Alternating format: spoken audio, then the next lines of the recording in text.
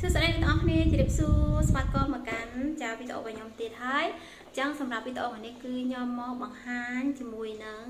ថ្នាំលាបសក់នេះប្រភេទនេះអ្នកនរគ្នានេះគឺខ្ញុំលាបចាដោយសារតែសក់ខ្ញុំហ្នឹងគឺវែងចឹងលាបចឹងនិយាយថាយើងលាបធ្វើក្រហមធ្វើឲ្យវាអត់សមណាចឹងអានេះខ្ញុំលាបការពីដូចជា3 ខែមុនអ្នកនរគ្នាគឺវានៅខ្មៅវាជាបានយូរមែនទែនតែវារៀងមិនរៀងខ្មៅក្រឹបហើយខ្ញុំចង់បានខ្មៅក្រឹបចឹងខ្ញុំលាបបន្ថែមទៀតប្រហែលជាថ្ងៃសៅរ៍ទឹកគឺខ្ញុំឲ្យគ្រួសាររបស់ខ្ញុំលាបចឹងហើយអានេះនៅសល់ខ្ញុំក៏ធ្វើជាវីដេអូដើម្បីចែករំលែកជូនទៅដល់ចាម៉ាក់ក៏ដូចជាចាស្រីគ្នាយើងដែលឆ្លាញ់សក់ពណ៌ខ្មៅចាអញ្ចឹងគឺខ្ញុំណែនាំឲ្យប្រើជាមួយនឹងប្រភេទនេះអានេះគឺដោយសារតែខ្ញុំប្រើទេហើយបើសិនជាអ្នកទាំងអស់គ្នាដែលបានឃើញវីដេអូខ្ញុំក៏ដឹងពីថ្នាំសក់ណាល្អអ្នកទាំងអស់គ្នាអាច comment ឈ្មោះថ្នាំលាបសក់គឺ comment ក្នុងវីដេអូខ្ញុំបានចាដូចចង់និយាយថារបស់ល្អខ្លះរបស់អន់ខ្លះមិនមែនថា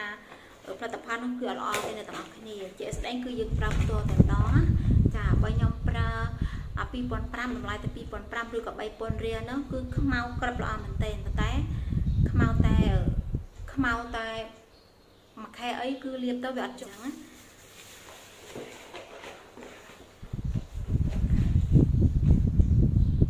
នេះគឺងាយស្រួលប្រើនេះស្រួលយើងគាត់តែនេះសកត់កន្លែងនេះ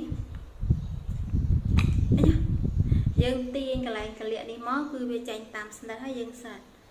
ចាតែដោយសារតែគ្រួសាររបស់ខ្ញុំគាត់អត់សូវចេះប្រើលាបឲ្យខ្ញុំបានសពទេនេះខ្ញុំប្រើប្រភេទហ្នឹងឯងអ្នកទាំងអស់និយាយថាលាបខុសពីថ្នាំសក់ដែលខ្ញុំលាបកន្លងមកគឺ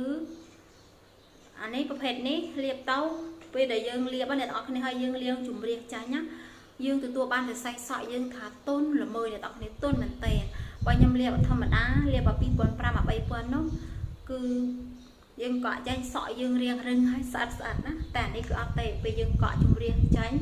សក់យើងថាឡើងទុនល្មើតែម្ដងចាអញ្ចឹងសម្រាប់វីដេអូនេះគឺមានតែប៉ុណ្្នឹងឯងបើសិនជាមានចម្ងល់តាក់ទងទៅនឹងចាវីដេអូនេះអ្នកនរគ្នាអាច comment ខាងក្រោមបានណាអរគុណច្រើនបាយបាយ